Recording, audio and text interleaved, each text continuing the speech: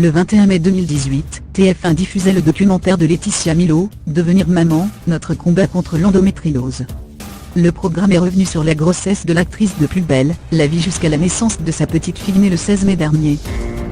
On y retrouvait également un témoignage poignant de la jeune maman avec sa mère qui avait du mal à croire à sa maladie. À lire aussi Je ne peux pas avoir de conversation avec elle, je ne peux pas avoir de conversation avec elle Camera, sa mère malade, je ne peux pas avoir de conversation avec elle Béa Paul, retour chez ma mère. Succès surprise du box-office en 2016 Shannon Doherty, son hommage bouleversant à sa mère, après la maladie. Quand je pense que j'ai vu 4 gynécologues avant qu'on me dise « Madame, vous souffrez d'endométriose ».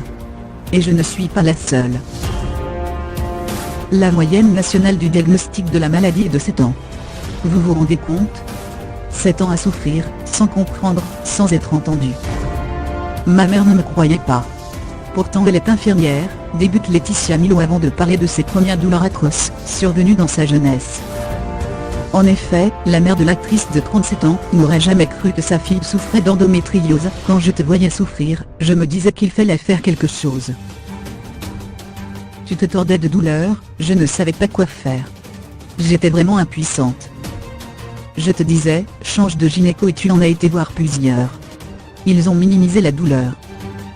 Mais, je ne m'en rendais pas compte non plus. Je ne savais même pas que c'était l'endométriose. Infirmière, elle avoue aussi qu'elle n'a jamais étudié ce syndrome. Le problème, c'est que cette maladie n'est pas connue dans le cursus d'infirmière. On ne m'a pas parlé de l'endométriose. La mère de la jeune maman finit par parler d'un rendez-vous chez le médecin qui l'a marqué. Le professionnel était catégorique lors de son diagnostic, un enfant est impossible et il fallait vivre avec ça.